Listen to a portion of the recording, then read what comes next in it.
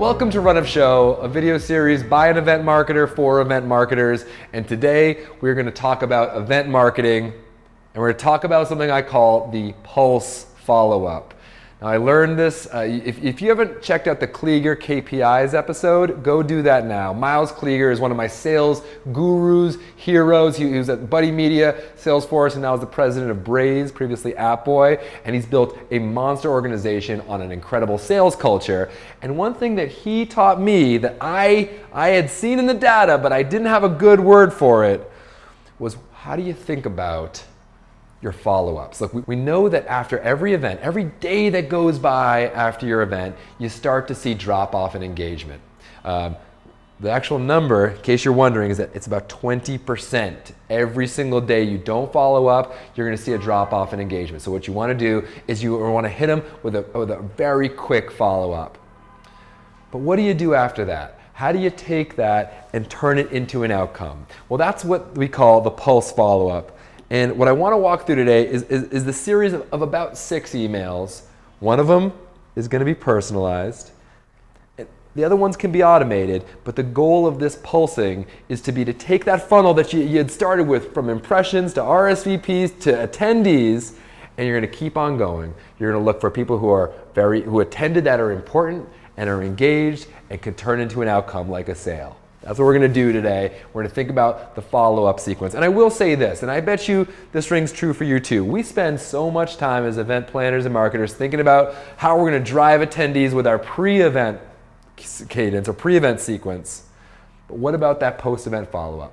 And that's what we're going to talk about today. Okay, so let's walk through my 6 touchpoint pulse sequence. I think it's important to note, this is just my pulse sequence. There are so many ways that you can go about this. I guess as you think about this, think about how to make it feel very personalized, feel relevant, and feel exciting, right? You're trying to continue the momentum as you're building off of your event.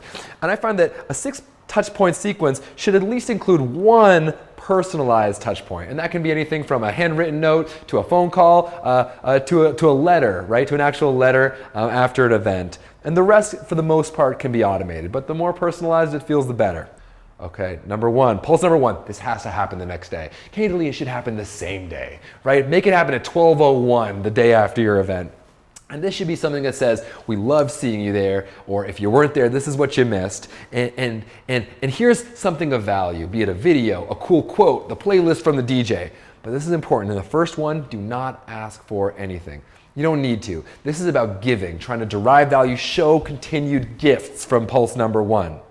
But it's pulse number 2 that you actually are going to ask for something. That's when you're going to start to begin this digital relationship after the event. And most of the time, you're going to want to ask for a survey, kind of what did you like about the event, or can you tell me your best experience or worst experience at the event. But of course that's annoying, right? You don't want to ask someone for something. No one likes to be asked for things. And so the way to do that is in pulse number 2, you want to come quickly off of pulse number 1, and you want to appeal to a greater good. You want to say, hey, it was such an incredible thing that we got this group of industry professionals together. Or I can't believe we were able to rally such excitement for this cause.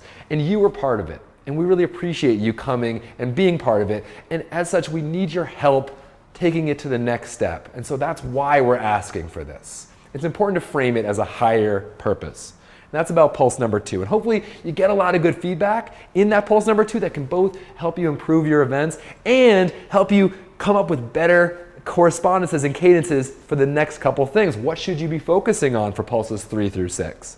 Let's move on. Pulse number 3, I typically find you want to wait around 3 days after your last correspondence and send them something awesome, send them something personalized. That's when you hit them with the handwritten note or the phone call or the cool photo that you saw from the sales rep saying, hey, so cool to hang out with you.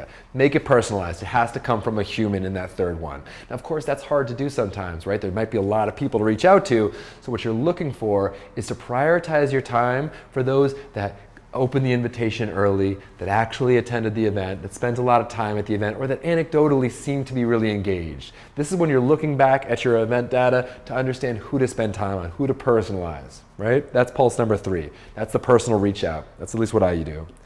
Pulse number 4 through 6, they're about the same.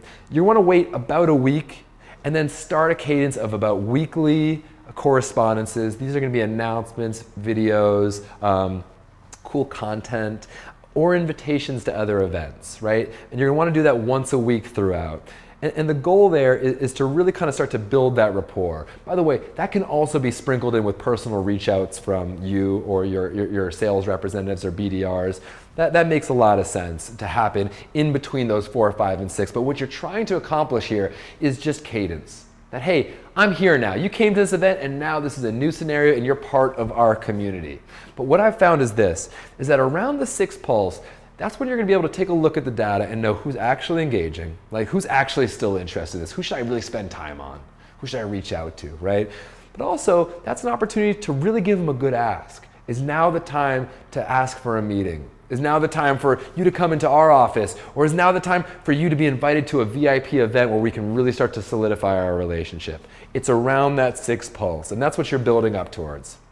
Okay, so that's about the 6 pulse cadence. You know, as you're thinking about this, remember, what I just said is just my stuff. This is what I found to be effective, but no doubt you can come up with really clever ideas to insert into your cadence. But the goal is you're trying to keep it personalized, you're trying to keep it consistent, so you're showing that now things are changed and we're friends now, and you're trying to keep it exciting. Remember, you're building off of the momentum of an event. How do you keep that momentum? So I hope you'll take this, and more than anything, I hope that you'll take as much time as you thinking about what you do after the event as what you do before the event, right? Because it's maybe not as important, it might be more important. So take that with you. Thanks so much for checking it out.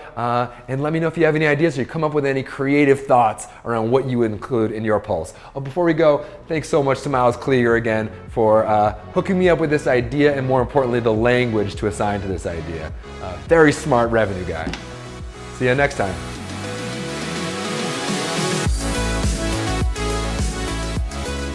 Craving more event content? If so, subscribe below and you can check out more episodes of Run Up Show Weekly.